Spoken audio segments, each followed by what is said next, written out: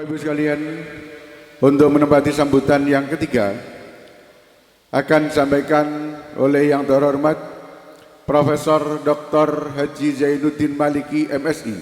Beliau adalah anggota DPR RI dari fraksi Partai Amanat Nasional. Kepada beliau kami persilakan.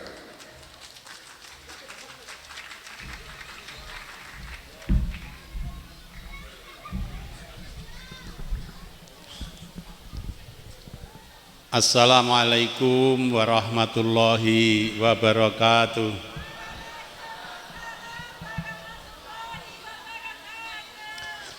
Bismillahirrahmanirrahim. Alhamdulillahi hamda syakirin.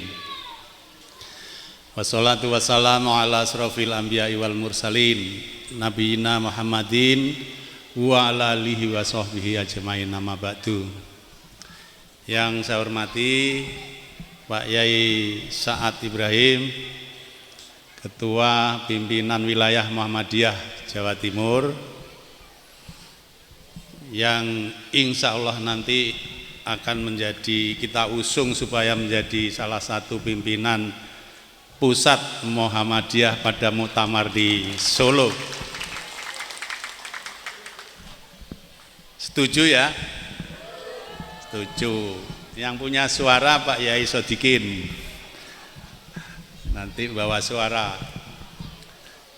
Pak Yai Sodikin pimpinan daerah, Pak Yai Anwar pimpinan cabang, Pak Munasir. Pisangnya masih buah Pak ya.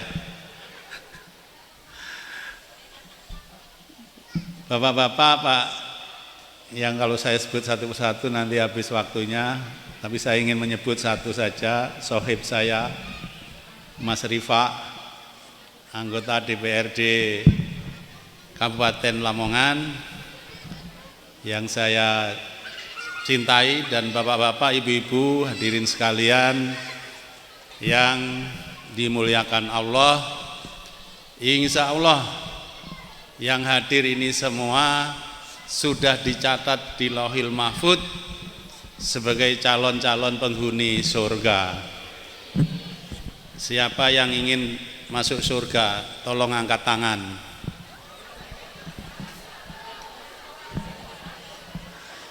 Ya, semua. Lilladzina taqaw inda rabbihim jannatun tajri min tahtihal anhar. Bagi orang-orang yang bertakwa, Allah sudah siapkan surganya. Jadi calon-calon penghuni surganya itu sekarang hadir di sini. Siapa yang ingin jadi anggota DPR, tolong angkat tangan. Wah, enggak ada Pak Yai Sa'ad yang angkat tangan Pak Yai. Padahal DPR itu penting untuk ngawal dakwah Muhammadiyah amar ma'ruf nahi mungkar. Ada beberapa undang-undang yang menurut saya itu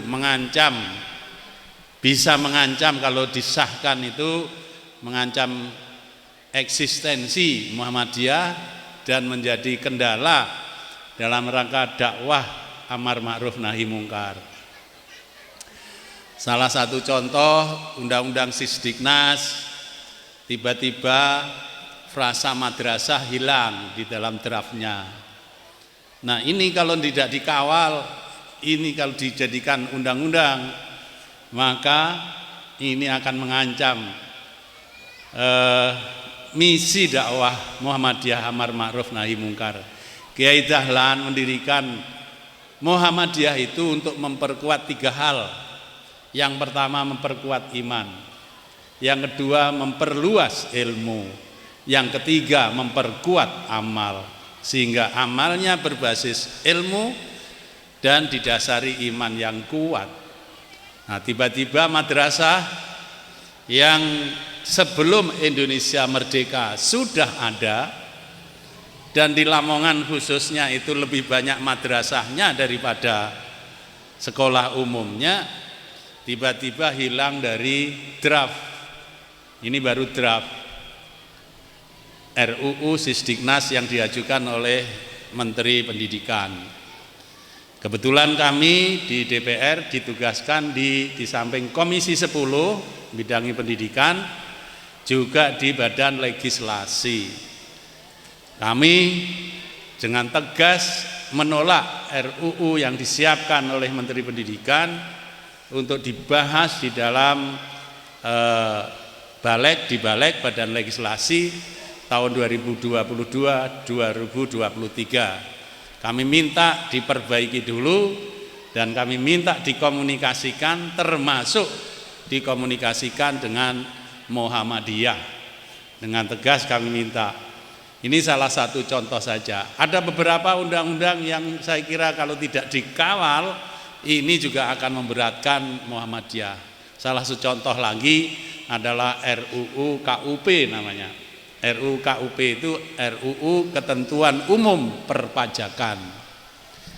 Menteri Keuangan mengusulkan RUU ini karena rupanya sudah sulit mencari objek pajak, akhirnya pendidikan juga dijadikan objek pajak. Prof. Haidar pesan kepada saya melalui WA, tolong Pak Junudin bicara yang keras. Ini kapitalis, ini akan menjadikan pendidikan sebagai sebuah industri. Ini harus dihentikan. Nah, ini salah satu contoh. Jadi saya kira memang kita perlu mengawal. Oleh karena itu, siapa yang ingin jadi anggota DPR, tolong angkat tangan. Ya, adik-adik ini siap-siap nanti jadi anggota DPR. Dan Pak Saad selaku Ketua PWM Jawa Timur dengan berani membuat diskresi menginstruksikan saya untuk maju menjadi caleg pada 2019 dan alhamdulillah disambut oleh PDM Lamongan dan Gresik sehingga dapat suara waktu itu 51.000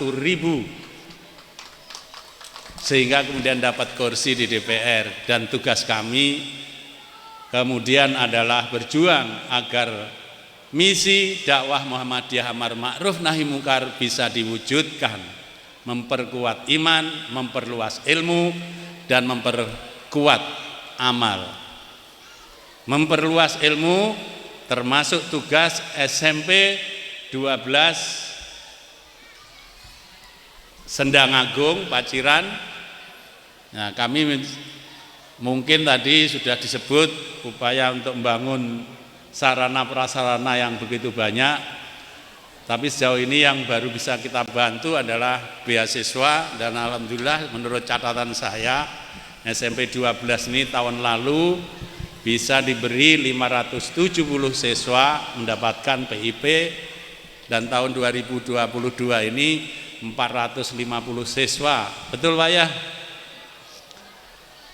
Pak Kepala, insya Allah tahun depan jumlahnya akan lebih banyak karena tahun ini 25.000 siswa yang kita bagi, tahun depan insya Allah menjadi 50.000 siswa. Mudah-mudahan ini juga bisa membantu upaya memperluas ilmu sebagaimana yang dicita-citakan oleh Kiai Haji Ahmad Dahlan. Dan bagi Bapak Ibu yang putranya mungkin tahun depan kuliah, ada yang putra-putrinya Bapak Ibu tahun depan kuliah, tolong angkat tangan. Ada satu. Adik-adik mau kuliah. Kalau tahun depan kuliah, nanti kita usulkan supaya dapat KIP. KIP itu beasiswa untuk mahasiswa semester 1, dibayari SPP-nya selama 8 semester. Kemudian diberi living cost, diberi biaya hidup.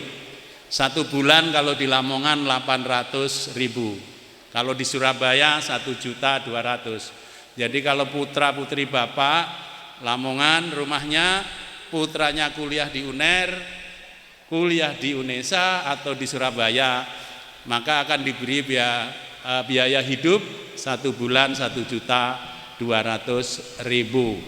selama 8 semester. Saya kira ini yang bisa kami sampaikan.